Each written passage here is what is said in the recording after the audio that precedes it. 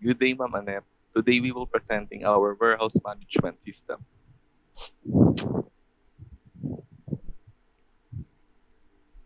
So for our final project, we're developing a warehouse management system or WMS to simplify inventory management system.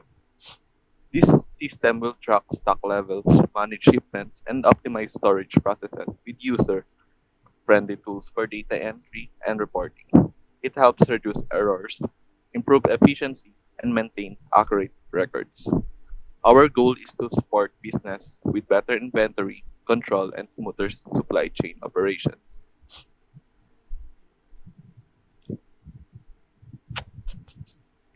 So our chosen beneficiary is ADU. ADU is a warehouse and distribution center in Dasmariñas, Cavite, supporting retailers and e-commerce businesses. The warehouse management system designed for ADU automates inventory tracking, order management, and shipment coordination, ensuring efficient operation and excellent customer service. This ERD represents a supply chain and inventory management system with six key entities. The supplier entities track supplier details like name, contact information, and address, linking to the product entity, which manages product details such as name, category, price, and stock. Products are stored in warehouses, which include attributes like location, capacity, and manager information. The customer entity stores customers' details such as name, contact, and address, and is order linked to the order entity, which tracks order with attributes like date, status, and total amount orders. Orders are fulfilled through shipments, which connect orders to warehouses and include details like shipment date and status.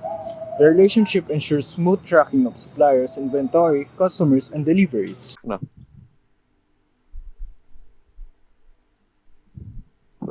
Way up ko. A for the SQL.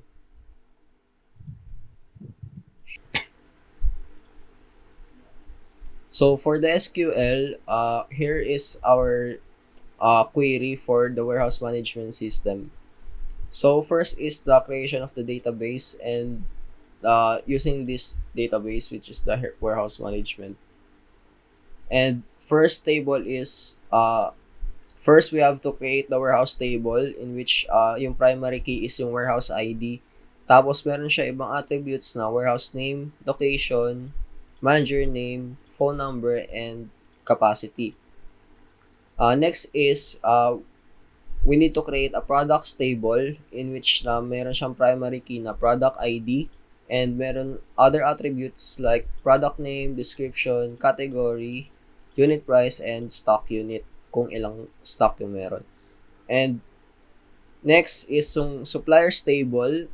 Meron siyang primary key na supplier ID, supplier name, meron siya other attributes na supplier name, phone number, email, and address. Next ng suppliers table is the customers table in which we have customer ID as the primary key and other attributes being customer name, phone number, email, and address. So almost the same as the for suppliers table. This is the orders table in which we have order ID as the primary key and we have uh, two foreign keys which are the supplier ID and the customer ID. So other attributes are the order date and the delivery date and as well as the total amount ng order or in the total price and the status ng order in which ang default niya is pending. So kapag hindi pa siya na nade-deliver or di pa nagpa-process ng order is pending pa siya. So next ng order table is the shipments table. We have shipment ID as the primary key and we have two foreign keys which are order ID and the warehouse ID. So other attributes are the shipment date and the status or ang default ng status is in transit. So kapag in transit pa lang siya, yun yung default niya and saka lang siya magiging delivered pag na-deliver na. And this is ito naman yung mga sample data na in-insert per table. So, we have sample data for warehouse table. Meron tayong warehouse name, the location, manager name, the phone number, and yung capacity. So, we have sample data for the products table as well. Meron tayong sample product name, description, uh, meron tayong category kung saan siya nabibilong yung item na yun. So, pwedeng electronics, furniture, lighting, or etc. Tapos, price per unit and kung ilang pieces yung meron. Next is the sample data for suppliers table. Meron tayong supplier, kunwari Tech Supply Philippines, and yun yung supplier name. Tapos meron tayong phone number nila, meron tayong email, and yung address ng supplier. And next is the sample customers table, sample data for customers table. Kukunin dapat natin yung customer name, yung phone number nila, as well as the email and yung address nila for delivery. Last, second to the last is yung sample data ng orders.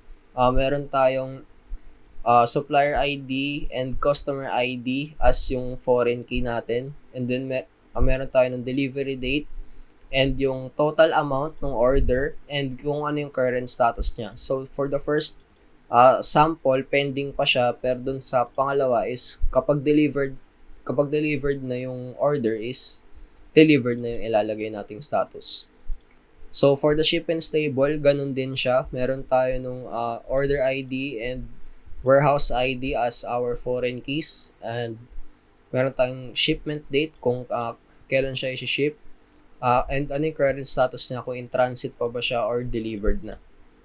So this is for viewing the sample data. So ito yung sample data natin.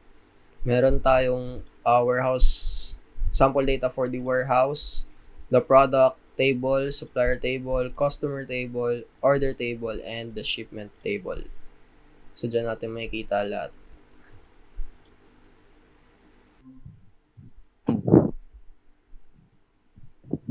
So let's move on sa graphical user interface or GUI. So here is the main menu of the system. So the user is given the option to either add or view, record to meaning to say the gray 5 buttons above. Each of them have two forms dedicated for inserting the data and viewing the existing data.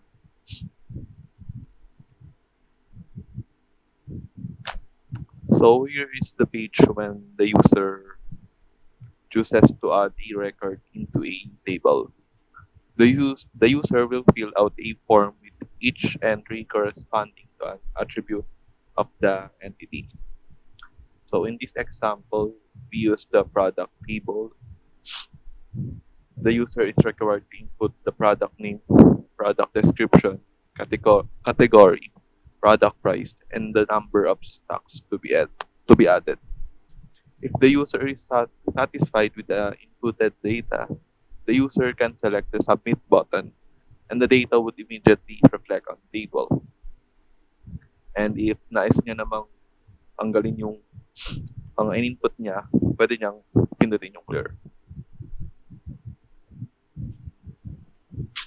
So here is the page once the user chooses to view a table. Example shown is the product table. If the user chose to view other tables like warehouses, suppliers, and etc., then the corresponding records of the table is going to display.